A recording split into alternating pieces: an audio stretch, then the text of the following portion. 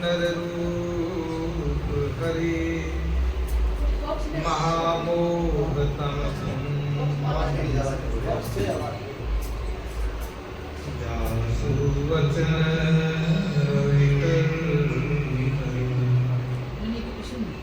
गुरु बिनु ज्ञान उपजे गुरु बिनु मिले जीव गुरु बिनु संशय नाते जय जय जय गुरुदेव। बोलिए प्रेम से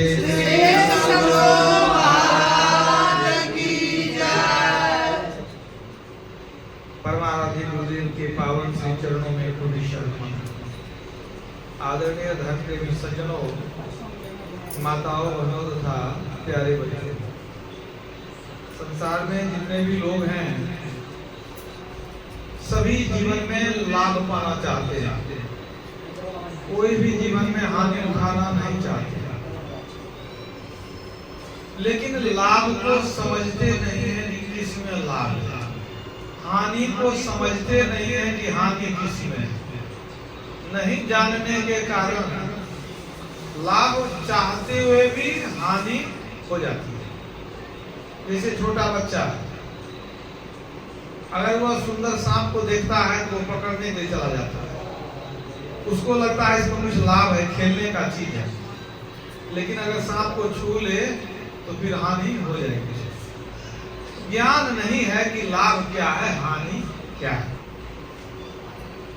तो वास्तव में संत लोग बतलाते हैं कि मनुष्य जीवन के लिए लाभ क्या है, हानि क्या है।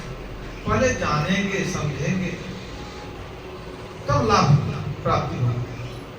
तुलसीदास जी ने रामचरितमानस में लिखा है कि सबसे बड़ा लाभ क्या है। लाभ की कछु हरि भगति समाना, अजेहि गावहि सुधि संत पुराना। तुलसीदास जी कहते हैं, क्या हरि भक्ति से बढ़ के कोई दुनिया में लाभ है? नहीं है। यही गावहि सुधि संत पुराना। वेद पुराण और संतों का यही मत है कि हरि भक्ति से बढ़ के दुनिया में कोई लाभ नहीं है। ये जो लाभ है यह जीव के साथ चलता है, और जो दुनिया का लाभ है वो शरीर के साथ ही रहता है। शरीर समाप्त, दुनिया का लाभ खत्म। ये भक्ति रूपी लाभ जाएगा। तो सबसे बड़ा लाभ है हरि भक्ति, और सबसे बड़ी हानि क्या है? हानि की जग कछु यही सम भाई, अभजिए न राम ही नर तनु पाई। नर तन पाकर, मनुष्य शरीर पाकर के यदि राम का भजन नहीं करते हैं तो क्या इससे कोई बड़ी हानि है? इससे बड़ी दुनिया में कोई हानि नहीं है। जिस काम के लिए आए वही काम नहीं किए, और सब कुछ किए, लेकिन जिस काम के लिए आए वो काम नहीं किए। गुरु महाराज क्या कहते हैं? समय गया फिरता नहीं, झट ही करो निज काम। समय बीत रहा है, जो बीत गया लौट कर आने वाला नहीं है। अब जो थोड़ा समय बचा है तो झट ही करो निज काम, अपना काम कर लो। अपना काम क्या है? यही ईश्वर का भजन करना। ये काम दूसरा कोई नहीं कर सकता। कोई व्यक्ति दुकान चलाते हैं, अगर शरीर छूट जाए तो उनके परिवार के दूसरे लोग दुकान को चला लेंगे। कोई मकान बनाते हैं, अगर व्यक्ति चले जाए तो बेटा पोता मकान ही बना लेगा। कोई काम है तो बाहर का कोई भी तो दूसरा कोई कर लेगा, लेकिन ये हरि भक्ति अपने से करना पड़ेगा। ये नहीं कि हम मर जाएंगे तो हमारे बदले में बेटा पोता हमारे लिए भक्ति कर देगा। इसलिए ये निज काम है, अपना काम है। मिली नरदेह तुमको, बनाओ काम कुछ अपना। पचो मत आए इस जग में, जानियो रैन का सपना।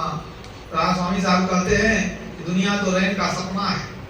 रैन का सपना है, आंख खुल जाती है, सपना खत्म हो जाता है। उसी तरह ये दुनिया क्या है? आंख बंद हो जाए सब दुनिया खत्म। रैन का सपना की तरह। तो बनाओ काम कुछ अपना। दुनिया रैन का सपना, बनाओ काम कुछ अपना। वो अपना काम क्या है? यह तन दुर्लभ तुमने पाया, कोटि जन्म भटका जब खाया। अब या को वृथा मत हो, चेतो छिन छिन भक्ति कमाओ। पल पल भक्ति कमा लो।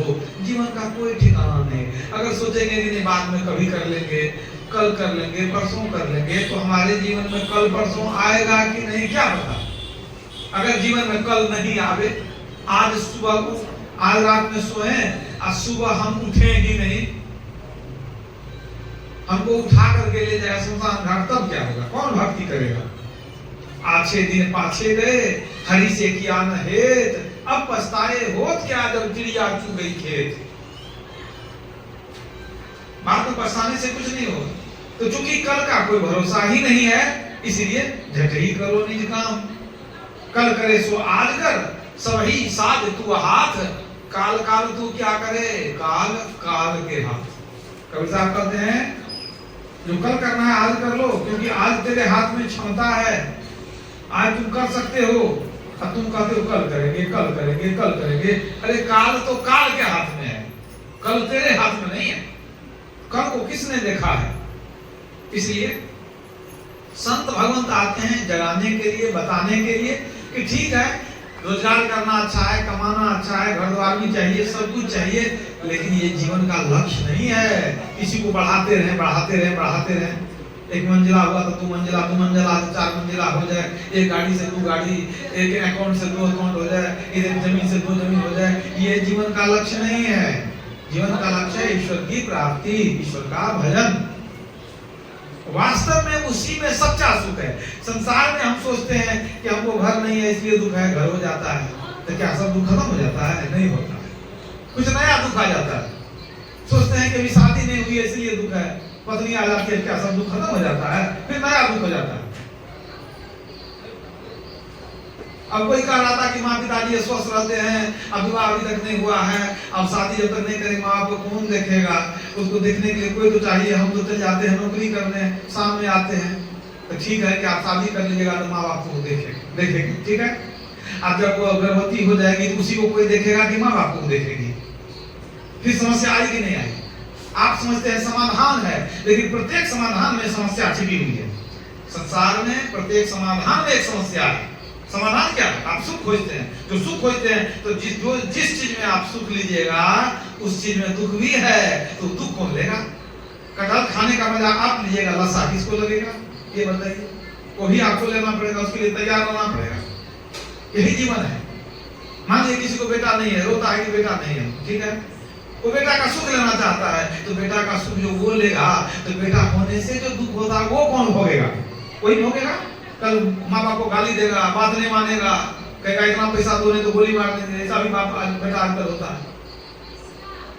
तो उसका बेटा का जो दुख हुआ वो कौन उठाया? जो सुख लिया था। जिसको बेटा नहीं था है? वो कभी सुख नहीं लिया तो दुख कहां से होगा? मतलब प्रत्येक सुख में दुख छिपा है, प्रत्येक समाधान में समस्या छिपी हुई है। आप ये मत सोचिए कि अब समाधान कर दिए अब निश्चिंत हो गए। ये निश्चिंतता कभी आती नहीं है। जब पांव पर पसार के सो जाएंगे तभी निश्चिंत हो जाएंगे। इसलिए अभी जग जाइए, जागो रे जिन जागना, अब जागने की बार, फिर क्या जागे नानक का जब सोए पांव पसार। फिर जगने का समय नहीं मिलेगा। ये मनुष्य शरीर भक्ति करने के लिए ही मिला है। और यदि भक्ति करें और यदि सुख की अनुभूति होने लगे तो भक्ति का सुख कभी घटता नहीं। सांसारिक प्रत्येक सुख घटता है, प्रत्येक सुख घटता है, लेकिन भक्ति का सुख सिर्फ बढ़ता है, घटता नहीं है। रागापति षोडश वही तारागण समुदाय, सकल गिरिन दबलाइए बिनु रवि रात न जाए। ऐसे ही बिनु हरि भजन खगेसा, अमिटहिन जीवन के रकलेसा।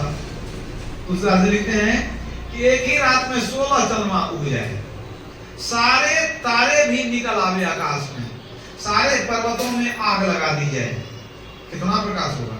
16 चंद्रमा, सारे तारे उगे, सारे पर्वतों में आग लगा दी थी, बहुत प्रकाश हो जाएगा। लेकिन इतना प्रकाश होने पर भी ये नहीं कर सकते कि दिन हो गए। दिन कब होगा? जब दिनकर उगेंगे तभी दिन होगा। उसी तरह से आपको धन हो जाए, पुत्र हो जाए, परिवार हो जाए, संसार में जय जयकार हो जाए, सब कुछ हो जाए, लेकिन आपका दुख समाप्त नहीं होगा। दुख कब समाप्त होगा? जब आप हरि भजन करेंगे। बिना सूर्य के उगे रात नहीं जाती, उसी तरह बिना हरि भजन किए जीवन का क्लेश नहीं मिटता। कोई उपाय नहीं।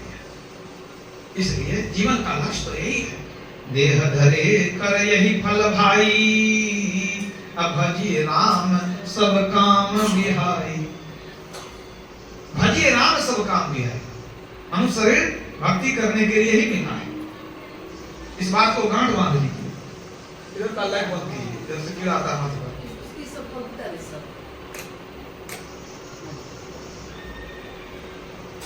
तो सभी संत भगवंत यही प्रचार करते हैं, भक्ति करो। परमात्मा का प्रिय हम कब होंगे? जब भक्ति करेंगे। साहब के दरबार में केवल भक्ति प्यार, केवल भक्ति प्यार, गुरु भक्ति में राजी, तदा सकल पकवान लिया दासी सुत भाजी।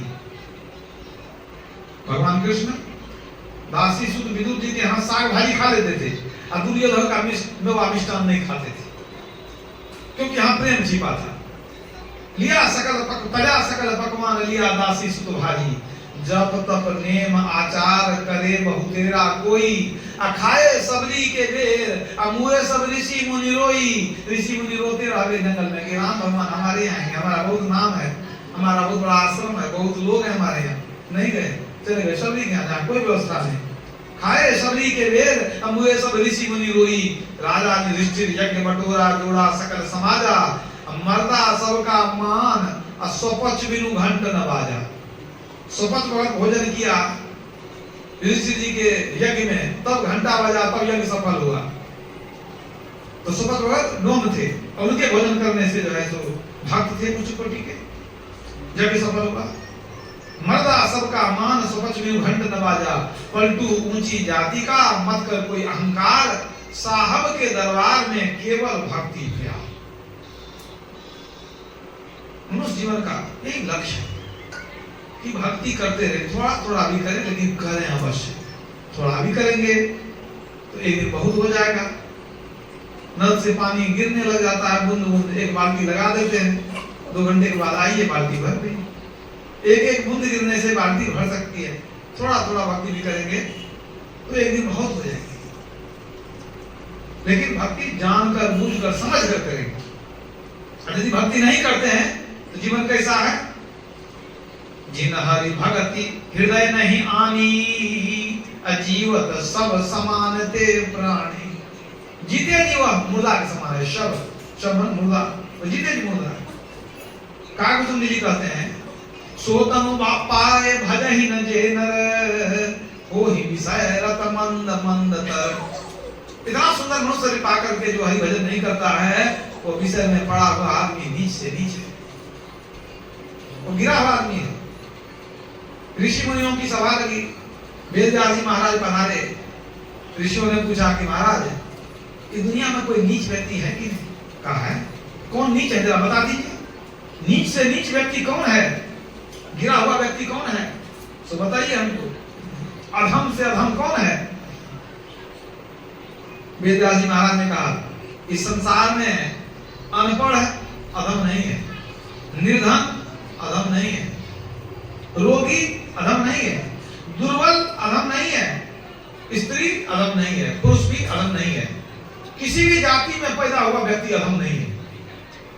तब मनुष्य शरीर पाकर जो ईश्वर परमात्मा का सुमिरन भजन नहीं करता है, वो अधम से भी अधम है, नीच से भी नीच गिरा हुआ, उससे बच के रहना चाहिए। ऐसे व्यक्ति के संसर्ग में गए, आपकी बुद्धि को खराब जरूर कर देगा, पहले बच करके रहिए। हरि चर्चा से बैर, आप कहीं सत्संग की बात कर सुना दीजिए, उन व्यक्ति को अच्छा नहीं लगे, अरे क्या ऐसा बोलते हैं, कुछ और सुनाइए। कोई राजनीति की बात सुना दीजिए, कोई सिनेमा की बात सुना दीजिए। तो ऐसा यदि कोई व्यक्ति मिलता है जिसको हरि चर्चा से चिढ़ है, तो सत्वानी है, हरि चर्चा से बैर संग वह त्यागिए। क्यों? अपनी बुद्धि नसाए सवेरे भागिए। आपकी बुद्धि को भ्रष्ट कर देगा, जल्दी भागिए वहां से। अपनी बुद्धि नसाए सवेरे भागिए, सर्वस जो वह दे तो ना ही काम का। हो सकता बढ़िया खाना पीना बना ले आपके लिए, पकौड़ी वगैरह छान दे। सर्वस जो वह दे तो ना ही काम का, अरे हाँ रे परंतु मित्र नहीं वह दुष्ट जो द्रोही राम का। जो राम का द्रोही है वह मित्र नहीं है, वह दुष्ट है, वो हमको बिगाड़ के खराब कर देगा। ऐसे व्यक्ति का संगत छोड़ देना चाहिए। करते संगति ही जरी जाओ न चर्चा राम की, दूल्हा बिना बारात कहो किस काम की। बिना दूल्हा का बारात कौन काम का? बारात चले जाए लड़की वाले के घर पर, दूल्हा गायब है, खाना पीना भी नहीं मिलेगा, भगा देगा। तो बिना दूल्हा के बारात की शोभा नहीं है। इसी तरह अगर हरि चर्चा नहीं हो तो संगति बेकार है, संगति की कोई शोभा नहीं। तो भक्ति के महत्व को समझिए। भक्ति क्यों करते हैं? दुखों से छूटने के लिए। किस दुख से छूटने के लिए? जन्म मरण के दुख से छूटने के लिए। जानना जरूरी है ना। कोई सोचते नहीं हम तो बेटा बेटी के लिए भक्ति करते हैं, हमको नौकरी हो जाए इसके लिए भक्ति करते हैं। ये सब मूर्खता है, ये सब मूर्खता है। परमात्मा आपको क्या नहीं दे सकते हैं, आप कुछ से कुछ मांगते हैं, ऐसा चीज मांगते हैं जो आपको कल दुख भी देगा।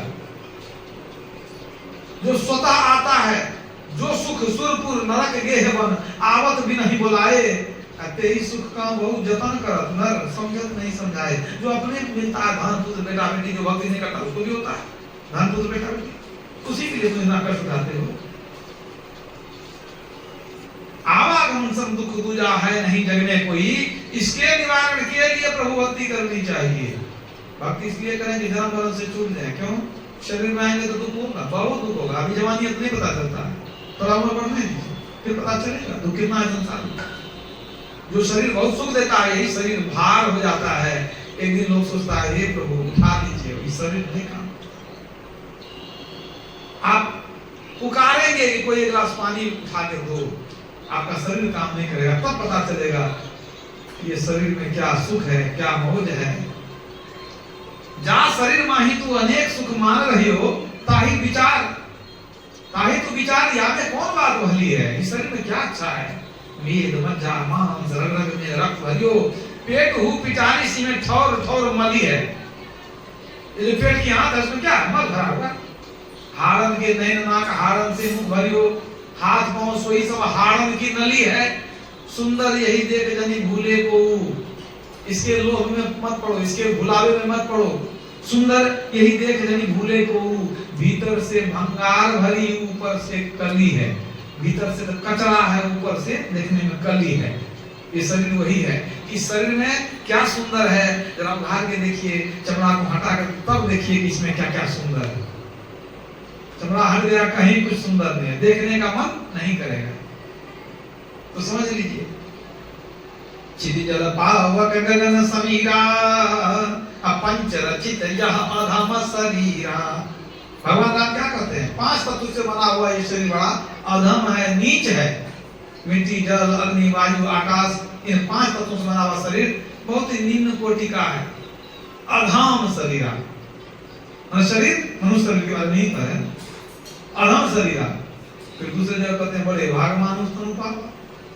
ये शरीर बड़े भाग से मिलता है, बड़ा ऊंचा शरीर है, सुर दुर्लभ, देवताओं से भी ऊंचा शरीर है। एक तरफ देवता से ऊंचा शरीर है, दूसरा अधम शरीर है। दोनों बात कैसे हो सकता है? इसको भी समझिए। तुलसीदास जी ने निराकरण कर दिया। कहते हैं कि ये शरीर जो है, शरीर उसी का सुंदर है, उसी का पवित्र शरीर है जिस शरीर से राम का भजन होता है। सोई पावन सोई सुभग शरीरा, जो तन पाय भजई रघुवीरा। यदि रघुवीरा का भजन नहीं करते तब पंच रचित यह अधम शरीरा, तब ये शरीर अधम है, नीच है, बेकार है। अगर रघुवीर का भजन होने लग गया तो ये श्रेष्ठ शरीर आपको मिला, बहुत बड़ा काम हो जाएगा इससे। भक्ति नहीं किए तब ये अधम शरीर बेकार हो गया, इधर मिट्टी में मिल जाना, कोई काम का है। धीरे धीरे बर्बाद हो रहा है शरीर, रोज बुढ़ापे की तरफ चल रहे हैं, मौत की तरफ चल रहे हैं, एक एक कदम बढ़ा रहे हैं। कब उठा कर ले जाएगा पता भी नहीं है। इसलिए झटी करो निज काम, अपना काम कर लीजिए, भक्ति कर लीजिए। लेकिन वो वाली भक्ति नहीं जो देखा देखी करते हैं। देखा देखी कबहू न चढ़सी भक्ति का रंग, विपत्ति पड़े पर छाड़सी ज्यों के चुली भुजंग। बिना जाने जो भक्ति करते हैं वो भक्ति कब छोड़ के भाग जाएगी कोई ठिकाना नहीं भागती है। दशहरा में दुर्गा जी के पीछे भागना शुरू किया, दुर्गा जी की भक्ति कर रहे हैं। अब कुछ ही दिन दिवाली आ गया तो लक्ष्मी जी के पीछे भागने लगते हैं, उसके बाद काली पूजा आ गया तो उसके पीछे भागने लगते हैं। कितने की भक्ति करेंगे आप? फिर छठ मैया भी बीच में आ जाती है। इसी तरह भक्ति करते रहिए, किसी को भरोसा आपको नहीं है। आपका दिल बड़ा कमजोर है, कभी इसको पकड़ते हैं, कभी उसको पकड़ते हैं, कभी इसको पकड़ते हैं। दो दोस्त था, एक हिंदू और मुसलमान, दोनों बड़ी दोस्ती थी। गया नदी में स्नान करने के लिए, दोनों को ठीक से तैरना नहीं आता था। और संजोग ऐसा हुआ कि दोनों डूबने लगे। अब दोनों जो डूबने लग गया, तो हिंदू था, अब वो जो है सो हनुमान जी को पहले पुकारा, हे बजरंगबली बचा लीजिए, डूब हैं। अब कुछ देर के बाद वो लगा के बचे, लेकिन फिर कहता, हे भगवान राम बचा लीजिए। कुछ देर में भगवान राम को पुकारने लगा। उसके बाद कुछ देर में वो जो है दुर्गा माता भगवती को पुकारने लगा, हे भगवती बचा लीजिए। बेचारा इसी में डूब के मर गया। और दूसरा मुसलमान का बेटा था, या अल्लाह बचा दे, एक ही था उसका, या अल्लाह बचा दे। और उस संजोग से बच गए। हिंदू लड़का जब मरा तो ले गया उसको जमराज के पास, कहा तू तो मर गया है, यहाँ आया आपका हिसाब किताब होगा। कहा हम अकेले नहीं थे, हमारा दोस्त है, वो कहाँ गया? कहा तो बच गया। कहा कैसे बच गया? कहा नहीं भगवान का नाम लेता था, हम भी लेते थे, हम भी तो भगवान का नाम लिए, हम क्यों नहीं बचे? हमारा हिंदू का देवता बहुत कमजोर है, मुसलमान का इतना मजबूत है कि उसको निकाल दिया। अरे मूर्ख, तू पहले हनुमान जी को पुकारा था, 2-4 बार पुकारा, तेरा मन डोल गया, सोचा भगवान राम को बुलाते हैं। जब तू राम राम करने लगा तो हनुमान जी तो निकल गए थे तुमको बचाने के लिए। और सोचे हमारे प्रभु जब भगवान राम ही जाएंगे तो हमारा क्या काम, हम तो दास हैं, उन्हीं को जाने देते हैं, वही जाके बचाएंगे। और उसके बाद कुछ देर तक जो है तो तुम पुकारा राम को। और जब भगवान जब तक राम जाए बचाने के लिए, तब तक तो हे दुर्गा मैया बचा लीजिए, भगवती बचा लीजिए। तो भगवान राम ने सोचा कि वो हम तो रावण को मार रहे थे तो मरता ही नहीं था, वो तो दुर्गा जी की पूजा किए थे, वही जो है सो कृपा की, तब जाकर के रावण मरा था। तो हमसे बेसी शक्तिशाली तो दुर्गा माता है। तो अब जब दुर्गा जी ही जाएगी तो हमको जाके क्या होगा? जब तक दुर्गा जी पहुंचेगी तो नाक तक पानी पी लिया, डूब मर गया। कितने के चक्कर में रहा था, बर्बाद हो गया। एक को पकड़ता था जीवन नहीं खो जाता, बच जाता तो। तब उसको समझ में आया कि ठीक बात है, भरोसा नहीं था। भगवान राम कहते हैं क्या, मम भरोसा ही हरसन दीना, एक मेरा भरोसा करो। राम कौन है? राम ब्रह्म परमार्थ रूपा, राम ब्रह्म चिन्मय अविनाशी, राम ब्रह्म व्यापक जग जाना, वही परमात्मा राम बन के आते हैं। परमात्मा कौन है? राम कौन है? परमात्मा है। एक परमात्मा की भक्ति करेंगे, मतलब मम भरोसी है रसना, एक ईश्वर पर अचल विश्वास, पूर्ण भरोसा। एक की भक्ति करेंगे, जीवन नेक हो जाएगा। बहुत के फेर में रहेंगे, जीवन बर्बाद हो जाएगा। तो जान करके, बूझ करके, समझ करके भक्ति करेंगे। ये देखा देखी करने से कुछ नहीं होगा। केती के झुक गए बीत माला के फेरते, छाला पड़े वो जीव है राम के टेरते, माला दीजय डार मने को फेरना। अरे हाँ रे पलटू, मुख के कहे ना मिले गिरे भी झेरना। मुंह से चिल्लाते हो राम राम शिव शिव, कुछ नहीं मिलने वाला है। बस यही है कि भगवान का नाम लेते हो, चलो भाई बुरा काम नहीं है, गलत बात बोलने से बढ़िया है भगवान का नाम ले, लेकिन इससे काम आगे बढ़ने वाला नहीं है। तो केती जुगे बीत माला के फेरते, माला फेरते फेरते कितना जुग बीत गया। पहले भी जन्म लिए थे, पहले भी माला फेरते थे। छाला पड़ गए जीव राम के टेरते, राम राम करते करते जीव में छाला पड़ गया। इससे काम नहीं चलेगा। माला दीजिएगा, माला को रखिए, मने को फेरना, मानस जप कीजिए। मुख के कहे ना मिले दिल की हेरना, मुंह से चिल्लाने से नहीं मिलेंगे, दिल के अंदर में खोजना पड़ेगा। है दिल में दिलदार सही, अखियां उलटी करी ताही जीते ही है। नजर को फेर करके दिल में दिलदार को देख लीजिए। दिल में दिलदार है तो कैसे देखेंगे? बाहर की चीज को आंख खोल के देखते हैं, भीतर की चीज को आंख बंद करके देखेंगे। बाहर का उल्टा भीतर, ठीक है। तो बाहर जब खोल कर देखते हैं तो खुली आंख का उल्टा बंद आंख, क्रिया को उलटनी पड़ेगी ना। बंद आंख करके देखेंगे तो कहेंगे भाई कुछ तो दिखाई नहीं पड़ता, अंधकार है। तो अंधकार है तो वहां रास्ता भी है। अधर डगर को सद्गुरु भेद बताओ, अंधकार में रास्ता है, सद्गुरु भेद बताएंगे। वो रास्ता क्या है? उधर अंदर की डगरिया जा पर चलकर प्रभु मिलते, वो असली रास्ता है। उसी रास्ता पर चलेंगे तब प्रभु के पास पहुंचेंगे। इसलिए भजन आतुरी कीजिए और बात में देर, और बात में देर जगत में जीवन थोड़ा, मानुष तन धन जात। मनुष्य शरीर भी धन जाला बर्बाद हो रहा, गोड़ धरी करो नहीं हो रहा।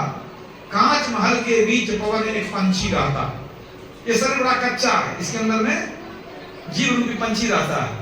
और 10 दरवाजा खुला उड़न को नित उठ चाहता।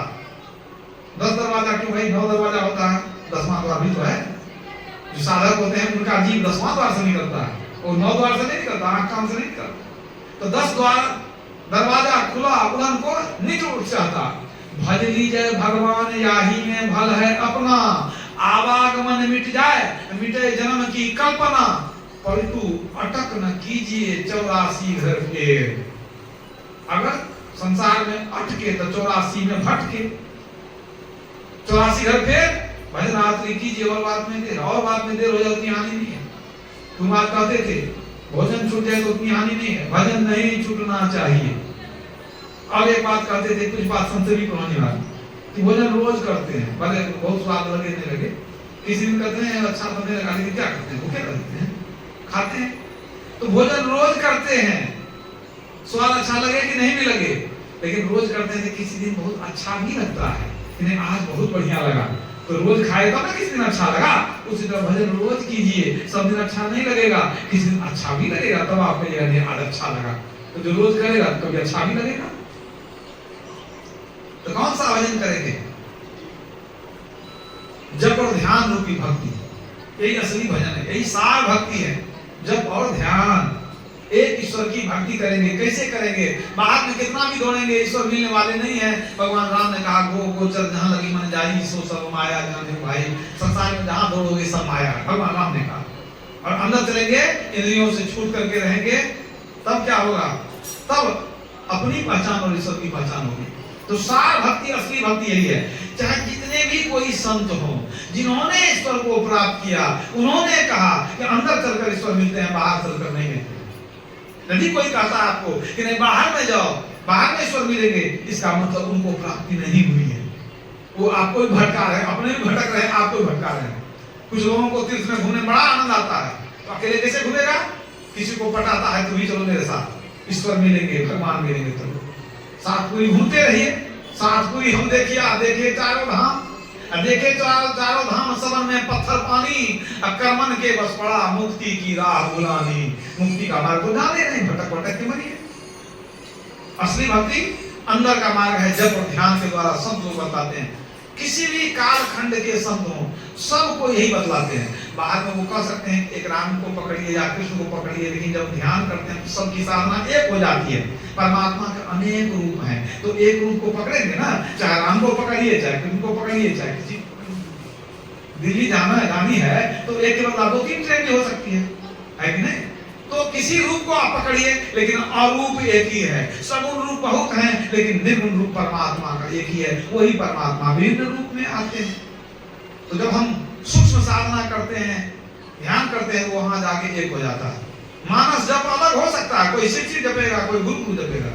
मानस ध्यान अलग हो सकता है, कोई राम का ध्यान करेगा, कोई गुरु का ध्यान करेगा। लेकिन जब दृष्टि योग, सुषुम्ना ध्यान या शून्य ध्यान होगा तो एक ही एक होगा, उसमें कोई अंतर नहीं। भगवान कृष्ण ने भागवत में कहा कि शून्य में ध्यान करो, गीता में कहा नासाग्र में ध्यान करो, वेद कहता है सुषुम्ना में ध्यान करो, हमारे गुरुवार कहते हैं बिंदु ध्यान करो, दृष्टि योग करो। एक ही बात है, बस नाम अलग अलग है, बात एक ही एक है। इसी ध्यान के द्वारा संस्कार बनता है और तब अगले जन्म में भी ये संस्कार जाता है, अगले जन्म में भी भक्ति करते हैं, जन्मजात जोगी कहलाते हैं। क्यों गुरु महाराज मैट्रिक का परीक्षा देते देते हॉल से निकल गए, चले गए ईश्वर की खोज में। आदमी तो बहुत लोग मैट्रिक का परीक्षा देते हैं, कोई उदाहरण है कि मैट्रिक परीक्षा देते देते हॉल से निकल गया ईश्वर को खोजने? क्यों गए गुरु महाराज? उनका पूर्व जन्म का संस्कार था, पिछले जन्म में कुछ किए थे, कुछ बाकी था, उसको पूरा करना था, निकल गए ईश्वर की खोज में। जिन ढूंढा तिन पाइया गहरे पानी पैठ, मैं गोरी डूबन डरी रही किनारे बैठ। जिन्होंने डुबकी लगाई उन्होंने ज्ञान प्राप्त कर लिया। तो गुरु महाराज क्या बताते हैं? बिंदु ध्यान विधि, नाद ध्यान विधि, सरल सरल जग में परचारी। इससे सरल कोई दुनिया में रास्ता नहीं है। कोई दूसरा रास्ता बता ही नहीं सकता है कि ज्योति और नाद को पकड़े बिना कोई ईश्वर का दर्शन कर ले या मोक्ष पा ले। और जो बाहर में दर्शन होता है वो असली दर्शन नहीं है। भगवान कृष्ण का दर्शन पांडव लोग किए, नरक चले गए। ये कौन सा दर्शन हुआ जो नरक नहीं छूटा? दशरथ जी इतना दर्शन किए, स्वर्ग चले गए, मुक्ति नहीं मिली। ये कौन सा दर्शन हुआ? स्वर्ग नहीं छूटा। अब जो स्वर्ग नरक के चक्कर में है वो जन्म मरण के चक्कर में घूम रहे हैं। जो मोक्ष में चला गया सदा के लिए जन्म मरण से छूट गया। गुरु महाराज इसी का प्रचार करते थे, इसलिए कहते हैं सत्संग नहीं करो ध्यान नित रहिए कर संलग्न हो, तो विचार चोरी नशा हिंसा झूठ करना चाहिए। ये जब ध्यान वाली भक्ति है कौन करेगा? वही करेगा जो सदाचार का पालन करेगा, जो दिन रात पाप में लगा रहेगा, जो मांस खाएगा, मदिरा पिएगा, गलत काम करेगा, उससे ये भक्ति होने वाली नहीं है, क्योंकि उसका मन चंचल हो जाता है, उसका मन मलिन हो जाता है। बहुत छोटा सा एक प्रसंग सुनाता हूँ। धरा आश्रम में गुरु महाराज रहते थे, पूर्णिया जिले में बनमनकी के पास धरा आश्रम है, पुराना आश्रम, वहां थे। एक समय की बात है, पूरी बात सुनते ही उन्होंने महाराज उसी इलाके के एक वाइस प्रिंसिपल साहब थे, वो गुरु महाराज से दीक्षा ली हुई थी। बहुत दिन के बाद आए भेंट करने के गुरु महाराज से, तो गुरु महाराज से भेंट किए तो गुरु महाराज कहते हैं कि प्रोफेसर साहब आप तो दीक्षा लिए हुए हैं, तो ध्यान भक्ति करते हैं कि नहीं करते हैं? तो उन्होंने कहा कि महाराज जी जब दीक्षा लिए थे तो कुछ दिन तक हम करते थे, उसके बाद हम बिल्कुल छोड़ दिए।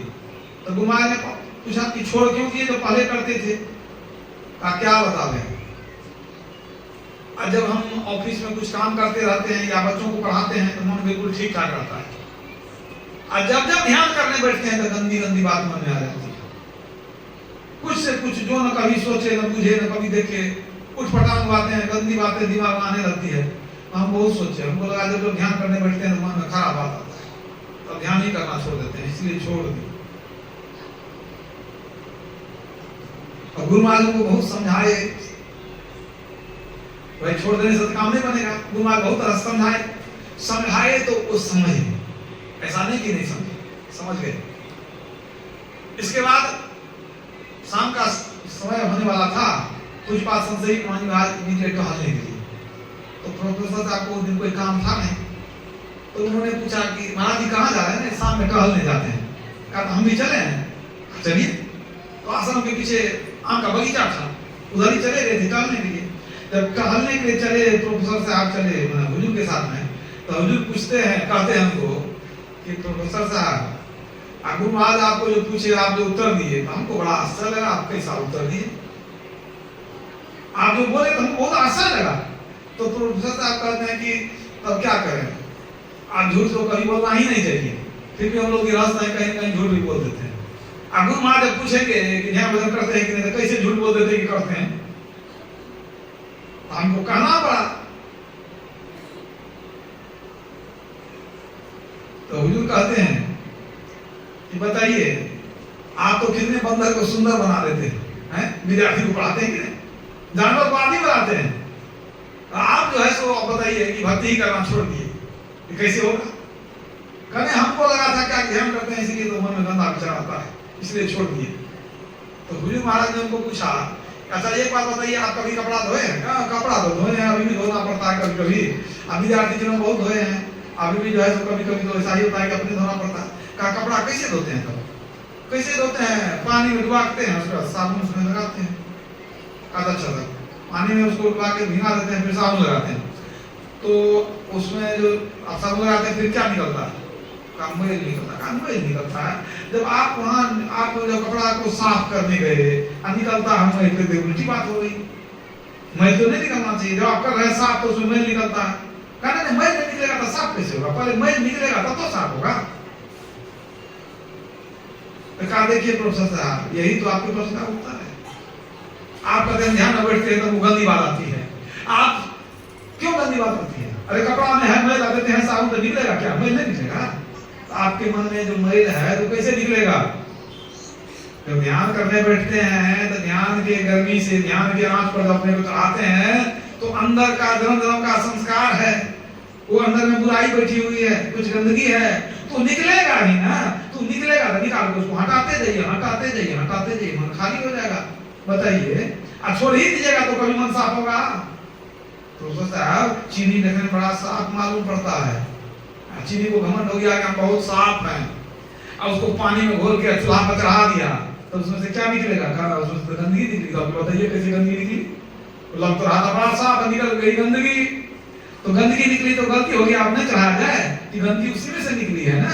अब क्या करना है, अब छनोटा से उसको छानिए, निकाल के फेंकते जाइए, फेंकते जाइए, फेंकते जाइए, और निकालते निकालते फिर साफ होता है कि नहीं सिरा, तब ना मिठाई बनती है। कहा तो आप जो ध्यान करिएगा गंदगी निकलेगी, निकालते जाइए, छान के हटाते जाइए। एक बार मन जब साफ हो जाएगा, मन साफ हो गया, तब प्रभु का चेहरा, प्रभु मानस ध्यान होने लगेगा, तब प्रभु की परछाई होगी। यहाँ तक उदाहरण देके समझाया है कि पानी में जाते हैं, साफ पानी है, स्थिर पानी है, चेहरा देख लेते हैं, पानी को हिला दीजिए, चेहरा देखिएगा नहीं देखिएगा।